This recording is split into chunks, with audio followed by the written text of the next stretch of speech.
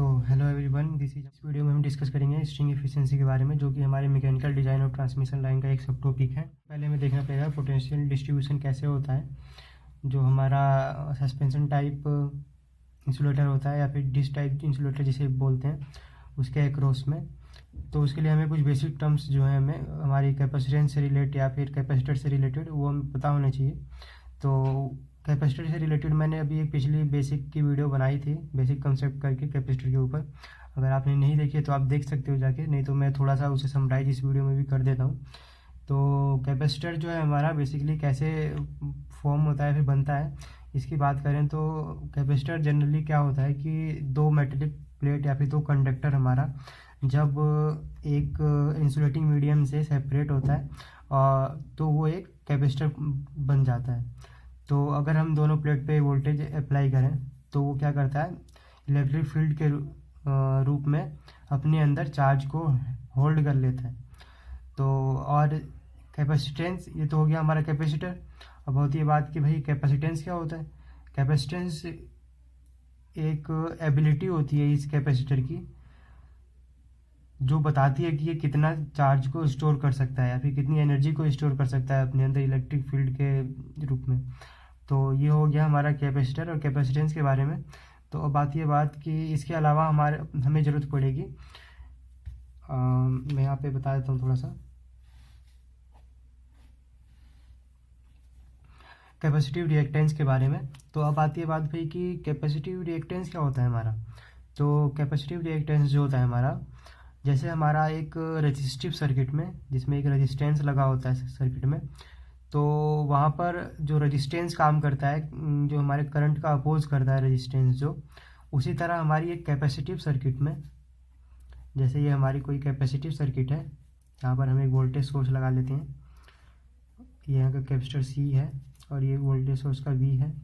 तो हमारी capacitive circuit AC, तो ये भी ध्यान देना है हमें कि AC के अगर मान लो अगर ये अल्टरनेटिंग यहाँ पर सोर्स लगा हुआ है कोई, और V वोल्टेज है उसका अल्टरनेटिंग सोर्स, जो अपोजिशन कैपेसिटर इसके करंट के अल्टरनेटिंग करंट के फ्लो में अपोजिशन जो ये कैपेसिटर लगाएगा, उसे हम क्या बोलते हैं, capacitive reactance.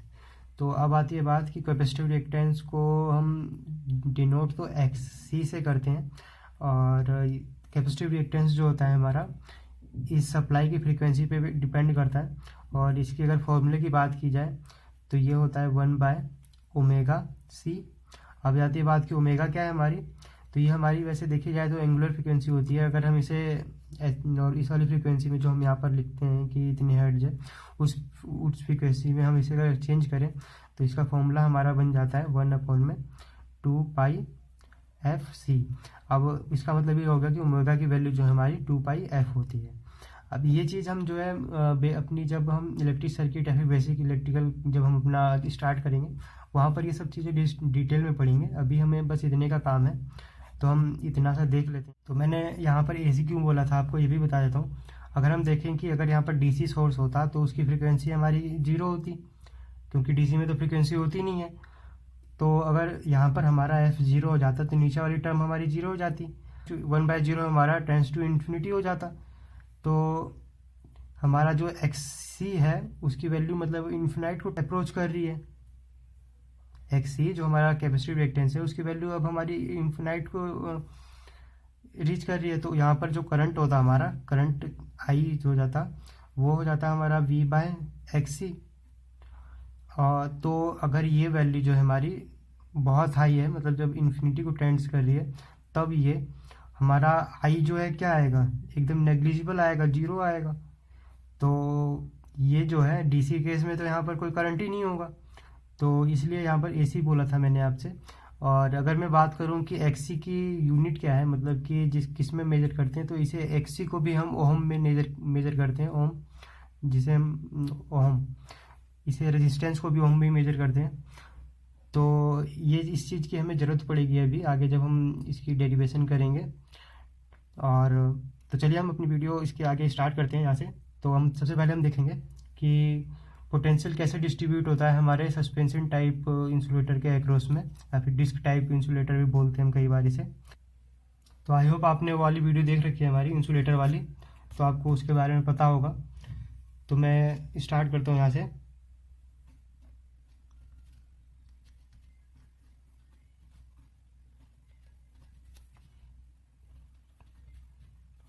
Potential distribution over suspension insulator string. तो मैं काम करता हूँ, इसका एक फिगर बना।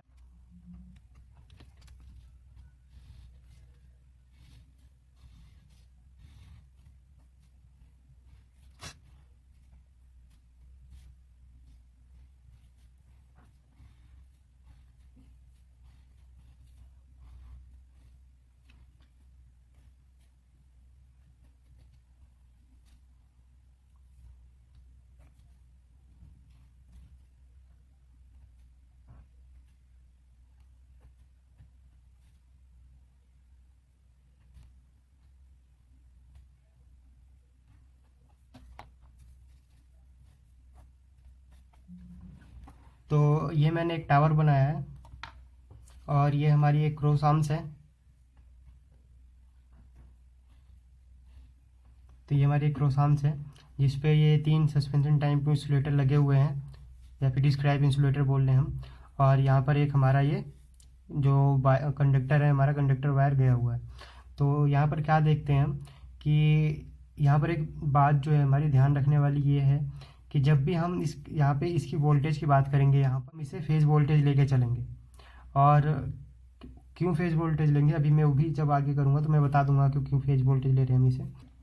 तो अब यहाँ पे मुद्दे वाली बात ये है कि जैसा कि मैंने अभी आपको यहाँ पे बताया कि जब दो कंडक्टर जो हैं वो किसी इंसुलेटिंग मीडियम से, वो इंसुलेटिंग मीडियम कुछ भी हो सकता है। तो यहाँ के केस में देखो, यहाँ पर ये हमारा एक मेटेलिक कंडक्टर है, यहाँ पर एक मेटेलिक कंडक्टर ये है, ये हमारा डिस्क टाइप इंसुलेटर है। और बीच में क्या है, ये पोर्सिलिन का इंसुलेटर है। तो ये हमारा एक डाइलेक्ट्रिक मीडियम की तरह काम कर रहा है। और ये एक कंडक्टर हो गया, एक ये कंडक्टर हो गया। और तो ये क्या हो, एक कैपेसिटर बन रहा है हमारा। यहाँ पे देखो कैपेसिटर फॉर्म हो रहा है कि नहीं।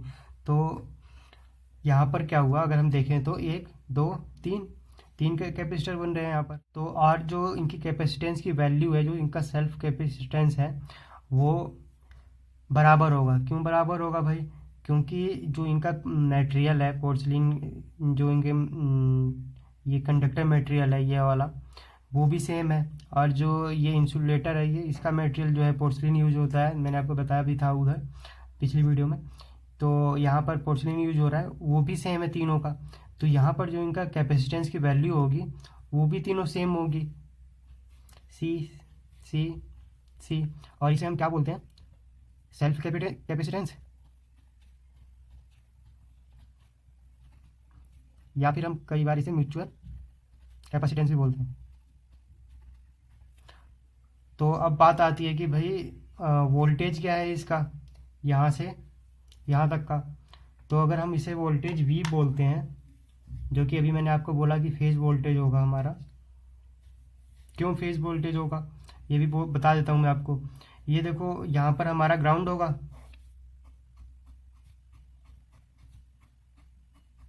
और ये हमारी लाइन है। अगर मैं बोलूँ कि यहाँ से यहाँ का वोल्टेज क्या होगा, तो ग्राउंड टू ये हमारी लाइन है, लाइन वोल्टेज क्या होता है, फेज आता है वोल्टेज। तो यहाँ से ये वाला जो वोल्टेज होगा हमारा V, और इसे हम बोलेंगे क्या, फेज वोल्टेज। अब अगर देखा जाए कि वैसे अगर देखा थियोरिटिकली देखें तो इनकी वैल्यू तीनों की सेम है, कि जो ये कैपेसिटर यहाँ पर ये तीनों इंसुलेटर के कारण जो बन रहा है, इनकी वैल्यू क्या है, तीनों की सेम है। तो इनके एक्रॉस में जो वोल्टेज अपीयर होगा, मैं लिख लेता हूँ यहाँ पे, यहाँ से यहाँ तक का, यहाँ से यहाँ तक का, यहाँ से। तो ये वोल्टेज जो होगा और ये वोल्टेज जो होगा, ये वाला वोल्टेज जो होगा, वो तीनों सेम होना चाहिए, क्योंकि कैपेसिटर की वैल्यू सेम है तीनों की। और अगर कोई इसमें करंट लीकेज जो भी है, अगर कैपेसिटेंस की वजह से एसी है, तो अगर जैसे मैंने यहाँ पे बताया था आई करंट यहाँ पे अगर मान लो फ्लो होता है, तो यहाँ पर तीनों में सेम करंट पास होगा। इसका मतलब इन तीनों के अक्रॉस में वोल्टेज भी सेम अपीयर होगा। तो अगर मैं इस V वोल्टेज को 3 कैपेसिटर के अक्रॉस में डिवाइड करूँ तो क्या होगा, हमारा V/3 आएगा एक के अक्रॉस में। तो ये हो गया हमारा थियोरेटिकली जो हम जितना समझ रहे हैं। तो अब लेकिन प्रैक्टिकली कोई अलग ही सीन होता है यहाँ पर, प्रैक्टिकली एक अलग ही सीन होता है। तो अभी तो हम क्या देख रहे हैं कि भाई जो यहाँ से आई करंट गया, वही करंट यहाँ भी पहुँचा आई करंट, वही करंट यहाँ भी पहुँचा आई करंट, वही करंट यहाँ भी है आई ही है यहाँ तक। तो और कैपेसिटेंस की वैल्यू भी सेम है क्योंकि इनका मटेरियल सेम था, और यहाँ पर ये फेज वोल्टेज अपीयर हो रहा था तीनों की में, तो सेम करंट और सेम कैपेसिटेंस थी, तो वोल्टेज भी सेम यहाँ पर अपीयर हो रहा था इनके अक्रॉस में। लेकिन जब हम प्रैक्टिकली देखते हैं इसे तो एक अलग ही सीन होता है। तो मैं अभी आपको बताता हूँ क्या होता है एक्चुअली। होता क्या है, मान लो अब मैं दोबारा ये फिगर नहीं बना रहा हूँ, ये हमारा मान लो ये टावर है या फिर जो भी हमारा पोल है जो भी है, और ये हमारी क्रॉस आर्म्स है, और यहाँ पर ये तीनों इंसुलेटर लगे हुए हैं।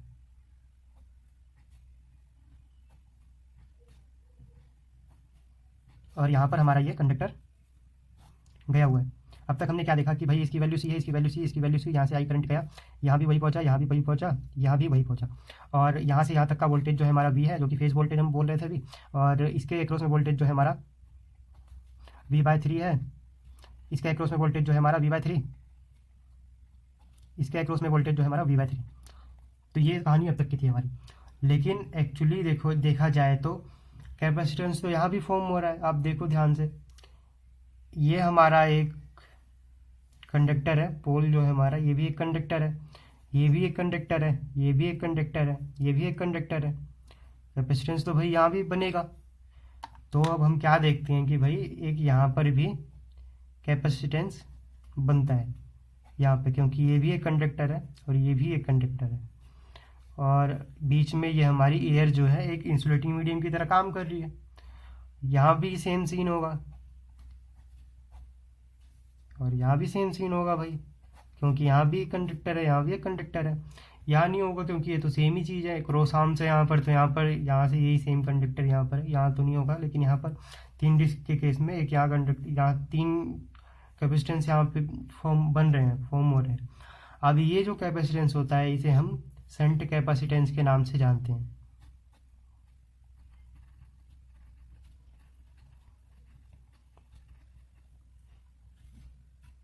तो भाई अब तक हमने क्या देखा कि भाई शंट कैपेसिटेंस हमारा यहाँ पर 3 बन रहा है। तो जैसे मैंने यहाँ पे बोला था आपको कि ये मटेरियल यहाँ पे कंडक्टर 2 हैं और दोनों सेम है, मतलब तीनों के लिए कंडक्टर मटेरियल सेम है, और ये मटेरियल सेम है, तीनों का इंसुलेटेड मीडियम जो है वो तीनों का सेम है। तो यहाँ भी तो वही बात है भाई, ये भी एक कंडक्टर है, ये भी एक कंडक्टर है, तीनों के लिए सेम कंडक्टर्स हैं, देखा जाए तो मटेरियल सेम है, और तीनों के लिए जो मीडियम है वो भी तो एयर ही है भाई। तो यहाँ पर जो कैपेसिटेंस की वैल्यू इनकी आती है वो भी सेम आती है, तो इसे हम चलो C1 बोलते हैं। ठीक है भाई, हमने इसे C1 बोल लिया। तो मैं इसके बाद की जो बात है मैं एक दूसरी फिगर बनाता हूँ, तो वहाँ पर मैं बताता हूँ क्या है। तो ये जो मैंने बनाया था यहाँ पे पोल, मैंने ये पोल बना दिया, और यहाँ पर मैंने ये हमारी क्रॉस आर्म्स बना दी। एक्चुअली बात ये होती है यहाँ पे कि भाई वायर तो और भी होंगे, 3 फेज होंगे यहाँ पे, लेकिन बात हम यहाँ पर एक ही की बात करेंगे और तीनों आइडेंटिकल होंगे। तो हम यहाँ पर हम बस एक फेज़ की बात कर रहे हैं, 3 और जो बाकी 2 फेज़ होंगे वहाँ पर सेम ही कहानी होगी, सेम ही मामला होगा। तो अब मैं इस फिगर में ये जो कैपेसिटर में बार बार इंसुलेटर बना के सी लिख दे रहा था, ये नहीं कर रहा हूँ। यहाँ पर मैं एक कैपेसिटर डायरेक्ट बना रहा हूँ। अब तो मैं यहाँ पे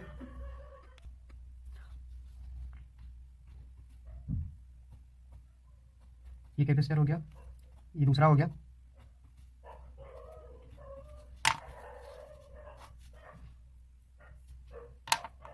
तो इनकी वैल्यू मैं सी तीनों की लिख लेता हूँ, सी। और मैं यहाँ पर जो हमारा ये कैपेसिटेंस बन रहा था, ये शंट कैपेसिटेंस, इन्हें भी बना लेता हूँ।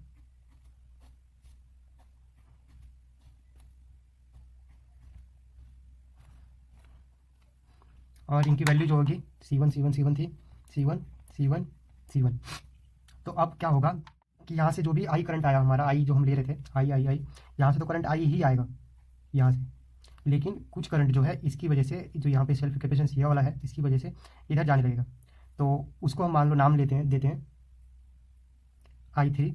तो यहाँ जो करंट बचा अब हमारा, उसे हम, अब आई तो बोल नहीं सकते, आई में से कुछ कम हो गया हमारा, ये जो स्मॉल I3 हमने लिखा है इतना कम हो गया हमारा। तो यहाँ पर मैं अब कैपिटल I3 लिखता हूँ। अब इस नोड पर, इस नोड पर हमारा I3 करंट पहुँचा, यह वाला। इस I3 में से कुछ और करंट भी तो इधर चला गया इस कैपेसिटर की वजह से, जो यहाँ पे बन रहा था शंट कैपेसिटेंस। तो यहाँ पर हमने कहा कि भाई I2 करंट जो है इधर चला गया इसकी वजह से। अब जो यहाँ पर जो करंट इसके बाद इधर जाने के बाद I3 में से जो गया, हमने कहा कि ठीक है भाई वो I2 गया, कैपिटल I2। अब ये कैपिटल I2 करंट इस नोड तक पहुंचा, अब इस सेल्फ कैपेसिटेंस की वजह से इधर गया, हमने कहा चलो ठीक है भाई इधर I1 चला गया, स्मॉल I1। अब इस I2 जो यहाँ पर पहुंचा था उसमें से ये और घट गया, तो अब यहाँ पर जो हमें करंट इधर गया, मान लो हमने कहा कि कैपिटल I1 इधर गया। तो अब क्या देखते हैं कि यहाँ से जो स्टोरी यहाँ पर थी हमारी, अब वो पूरी बदल चुकी है। जो हमने यहाँ पर देखा था कि भाई तीनों में सेम करंट जा रहा था, लेकिन क्या है अब देखो तीनों में करंट डिफरेंट हो गए। अब बात ये होगी भाई करंट डिफरेंट हो गया तो इसके बीच का वोल्ट जो यहाँ पे ये V/3 हम कर रहे थे, अब तो ये रह ही नहीं गया। अब तो यहाँ पे वोल्टेज भी डिफरेंट हो जाएगा इनके अक्रॉस में। तो मान लेते हैं कि हम भाई इसके अक्रॉस जो वोल्टेज है हमारा वो V1 है, इसके अक्रॉस में V2 वोल्टेज है हमारा, इसके अक्रॉस में हमारा V3 वोल्टेज, और इस पूरे के अक्रॉस में जो वोल्टेज है मैंने फेज वोल्टेज V ले ही रखा था यहाँ पे, फेज वोल्टेज V। क्या देखा हमने कि भाई I3 जो हमारा ये शंट कैपेसिटेंस की आने की वजह से, और इस I3 जो हमारा ये करंट जो इधर गया है उसकी वजह से पूरी स्टोरी चेंज हो गई यहाँ की। उसकी वजह से क्या हुआ कि अब जो यहाँ पर जो तीनों डिस्क के अक्रॉस में जो वोल्टेज था अब वो डिफरेंट है। और हम क्या देखते हैं कि इसमें जो करंट I3 है वो I2 से ज़्यादा है, और I2 जो है वो करंट I1 से ज़्यादा है, ये तो ऑब्वियस सी बात है। और क्या बोला मैंने, I3 जो है हमारा करंट I2 से ज़्यादा है, करंट I2 जो है हमारा I1 से ज़्यादा है। इसी तरह जो अगर करंट ज़्यादा है और C जो है हमारा अभी भी मटेरियल इनका सेम ही था, तो उसकी वजह से कैपेसिटेंस की वैल्यू जो है हमारे सेल्फ कैपेसिटेंस की वो तो सेम ही है। तो क्या देखते हैं कि हम जो ये V1 V2 V3 है, इसमें जो V3 है वो ज़्यादा होगा V2 से, और V2 ज़्यादा होगा V1 से। यहाँ तक तो क्लियर होगा सब। लेकिन ये जो हुआ है, अब ये जो हो गया ये तो नहीं होना चाहिए था। इसकी वजह से क्या होगा कि जो हमारा ये सबसे लाइन की जो सबसे नियरेस्ट वाला जो डिस्क है, ये वाली या फिर ये वाली जिसको मैं पॉइंट आउट कर रहा था अभी, ये और ये तो बात एक ही है। कोई सी इसमें बोलूँ तो ये हो गया, इसमें बोलूँ तो यहाँ पर जो एक हमारी डिस्क लगेगी वो है। उस पर अब हम क्या देखते हैं कि हमारा इलेक्ट्रिक स्ट्रेस पड़ेगा, अब हमारा इलेक्ट्रिकल स्ट्रेस पड़ेगा इसके ऊपर, और इसके डैमेज होने के चांस या फिर पंचर होने के चांस बढ़ जाते हैं। तो ये तो नहीं होना चाहिए। तो आगे हम इसका अभी कैसे इसे इम्प्रूव करना है वो पढ़ेंगे। अभी फ़िलहाल हम देखते हैं कि भाई अभी उससे पहले हमें स्ट्रिंग एफिशिएंसी पढ़ना है। स्ट्रिंग एफिशिएंसी क्या है अभी बताता हूँ मैं आपको। स्ट्रिंग एफिशिएंसी को डिस्कस करने से पहले मैं एक बार चीज़ों को थोड़ा समराइज़ करता हूँ क्या क्या हमने यहाँ पर देखा। तो हमने देखा भाई कि यहाँ पर हमारा मटेरियल सेम होने की वजह से यहाँ पर 3 कैपेसिटेंस जो हमारे बन रहे थे, तो उससे हमने सेल्फ कैपेसिटेंस का वो हमारा सेल्फ कैपेसिटेंस हो गया था, और ये है हमारा फेज वोल्टेज था। अब यहाँ पर जो थ्योरेटिकली हम फिनोमेना देख रहे थे तो यहाँ पर वोल्टेज तीनों में सेम था, लेकिन जब यहाँ पर शंट कैपेसिटेंस की हम देखा हमने, तो इसकी वजह से यहाँ से जो करंट फ्लो हो रहा था उसने क्या किया, पूरी स्टोरी बदल दी यहाँ की। अब जो यहाँ पर वोल्टेज तीनों पे सेम अपीयर हो रहा था वो अब चेंज, मतलब तीनों पे अलग अलग होगा। जो डिस्क जो है कंडक्टर से सबसे पास में होगी उसके ऊपर इलेक्ट्रिकल स्ट्रेस ज़्यादा पड़ेगा, मतलब उस पर वोल्टेज ज़्यादा अपीयर होगा। तो जो हम स्ट्रिंग एफिशिएंसी होती है हमारी, वो बनाई क्यों गई, मतलब वो हम निकालते क्यों हैं या फिर किसी लाइन का क्यों निकालते हैं, पहले ये देख लेते हैं। तो ये जो हमारे साथ अब ये हुआ है V1, ये V2 V3 जो हमारा इक्वल आ रहा है, जो V3 हमारा ज़्यादा आ रहा है V2 से, V2 जो ज़्यादा आ रहा है V1 से, ये जो है अनडिजायरेबल है, मतलब ये सही नहीं है हमारी ट्रांसमिशन लाइन के लिए। इसकी स्टडी के लिए हम स्ट्रिंग एफिशिएंसी को पढ़ते हैं। तो देखते हैं स्ट्रिंग एफिशिएंसी क्या होती है। तो मैं स्ट्रिंग एफिशिएंसी का फॉर्मूला अगर लिखूं तो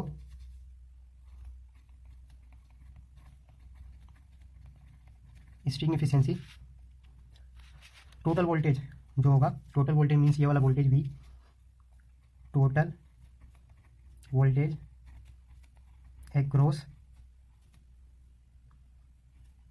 द स्ट्रिंग। यहाँ पर आएगा हमारा total numbers of disc into में वोल्टेज अक्रॉस नियरेस्ट डिस्क, जो हमारी इस केस में V3 था यहाँ पे, ये वोल्टेज अक्रॉस नियरेस्ट डिस्क। तो ये हमारे स्ट्रिंग एफिशिएंसी का फॉर्मूला होता है। अगर मैं DC का बात करूँ, इन केस ऑफ DC, तो मैं क्या बता रहा था अभी आपको, ऊपर ही मैंने बताया थी बात, जो XC होगा कैपेसिटिव रिएक्टेंस हमारा बराबर होता है 1/ओमेगा C, बराबर होता है हमारा ये ओमेगा 2πf हो जाएगा, C आ जाएगा। अब अगर DC के केस में F जो है हमारा, DC में फ्रीक्वेंसी नहीं होती है, उसमें 0 होती है, तो F जो है हमारा 0 है, तो 1/0 हमारा इन्फिनिटी हो जाएगा। मीन्स XC की जो वैल्यू है वो इन्फिनिटी को अप्रोच कर रही है। XC की वैल्यू अगर हमारी इन्फिनिटी को अप्रोच कर रही है तो हमारी, देखो मैं लिख लेता हूँ यहाँ पर, XC जो है हमारा इन्फिनिटी को अप्रोच कर रहा है, तो जो हमारा भाई करंट होगा I, वो क्या होगा, नेग्लिजिबल होगा या फिर होगा ही नहीं। तो उसके केस में जो हमारी स्ट्रिंग जब करंट नहीं होगा तो भाई ये V3 V2 V1 का कोई सवाल ही नहीं है, और ना वहाँ पर फिर ये स्ट्रिंग एफिशिएंसी होगी। तो वहाँ पर जब करंट ही नहीं होगा तो हमारी जो स्ट्रिंग एफिशिएंसी आएगी